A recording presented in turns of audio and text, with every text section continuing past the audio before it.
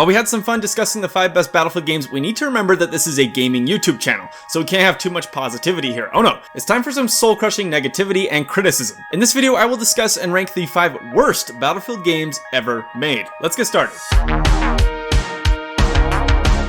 This is again based on my own personal experiences and preferences and is entirely subjective, so let me know how much you hate me by the end of the video in the comments below. If you find yourself enjoying the video, however, make sure to leave a like and subscribe if you haven't already. Let's kick it off with number 5, Battlefield Hardline. Before you come for my head, keep in mind that as far as worst Battlefields go, I do think this is the least worst. I completely missed the boat on Battlefield Hardline at launch, as I was way too engrossed with Battlefield 4 at the time, and that really summarizes many of my issues with the game in general. After having just recently played it, I will say the gameplay is a hell of a good time. It's basically Battlefield 4 with some different features, gadgets, and interesting game modes, and a killer soundtrack. But coming out so hot on the heels of Battlefield 4 and its expansions, it just felt so lackluster to me. The non-military cops and robbers setting and not being developed by DICE didn't help with the perception that this was entirely a spin-off game instead of its own mainline Battlefield game. And I'm not gonna lie, it was really off-putting to me at the time. If this had been branded as a new FPS series simply titled Hardline, or even been marketed as a sort of standalone expansion to Battlefield 4, I think it would have gone over way better with fans, myself included, and possibly attracted a completely new audience previously untapped by the franchise. A solid and fun experience that suffers from legacy bugs and marketing issues,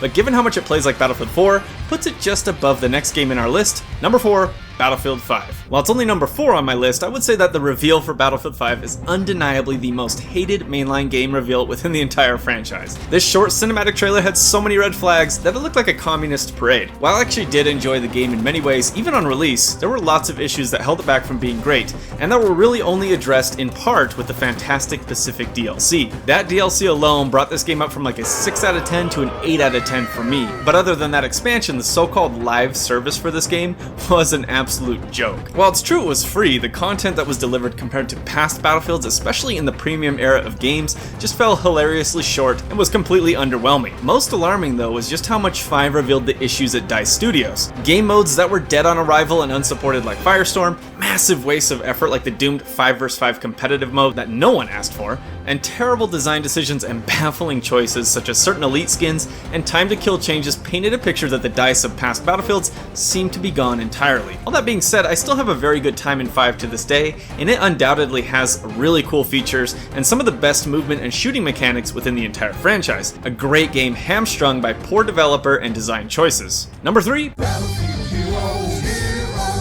I know there's a lot of nostalgia around this title, but I just can't do it. I'm sorry. I know it's a silly little spin-off, but I still consider Battlefield Heroes to be an embarrassing and shameless attempt by EA to capitalize on the then hugely successful and popular Team Fortress 2. The cartoony style and characters were so clearly inspired and ripped from the art design of Valve's shooter that it just put a really bad taste in my mouth. As far as gameplay, it was alright. I personally barely played it, and just remember being off-put by the stripped-down feeling of most of its gameplay mechanics. And even though I never really loved the art style, especially when compared to the excellent art design of Team Fortress 2, much like that game, silly cosmetics such as wizard hats and soccer jerseys destroyed any consistent or fitting art design. And of course, being free, certain weapons were only purchasable for real money, providing a clear and legitimate advantage. Overall, Battlefield Heroes was an interesting experiment for the series, and while I know many people enjoyed it, it's just not Battlefield to me in any way, shape, or form. All that being said, by all accounts, its free-to-play model was actually handled a lot better than number 2 in our list, Battlefield Play for Free. Okay, I'm gonna be honest, I've actually never played this one myself, but have spoken at length with friends who did,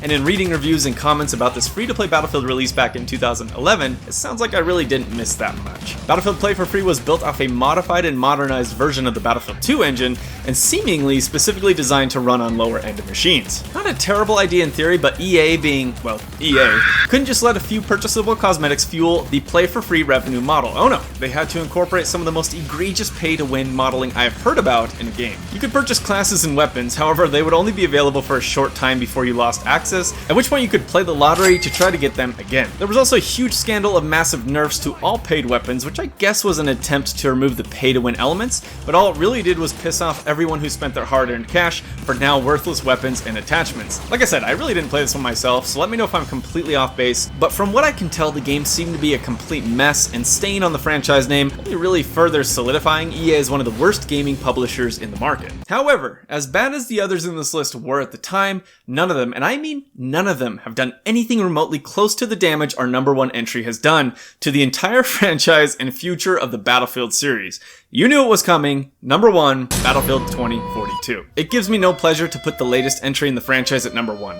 I really wanted 2042 to be incredible.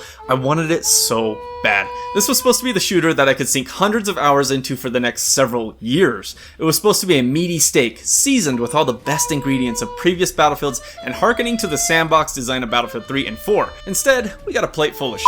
I don't put 2042 at number 1 solely due to its gameplay, which is in itself a broken and frustrating experience. I don't do it for its lack of campaign or meaningful narrative. I don't even do it for its bugs, of which there are many. No. Well, some of that. But I also put 2042 at number 1 because of how much it has destroyed a video game franchise I have been playing and loving for almost 20 years of my life. It's honestly more heartbreaking than anything, just how poorly 2042 has been launched and subsequently supported. Additional content for Battlefield 5, just as it was getting good, died for this game. Highly anticipated Battlefront 2 content died for this game. A new Need for Speed died for this game. For nothing. It's astounding how inept and incompetent the development of this game has turned out to be. It's quite frankly embarrassing to witness as a Battlefield fan. We were sold so hard on one of the best revealed trailers in the series, but in the end it was just a massive bait and switch. Smoke and mirrors conjured by a marketing team that seemed to understand what players wanted from Battlefield more than the designers themselves. Don't get me wrong though, Battlefield 2042 can have its moments. Infantry gameplay is frustrating, but fun can actually be gleaned from it still, and I don't hate the shooting mechanics. However, I think it's safe to say that given how much it's put the future of the franchise itself into jeopardy and the sheer cost associated with its release, 2042 is by far the worst Battlefield game to date. Whew, that was actually kind of depressing at the end, but still, I hope you enjoyed the video. Let me know what I got wrong and why in the comments below, or if you'd like to see other Battlefield ranking lists. That's it for me, until next time.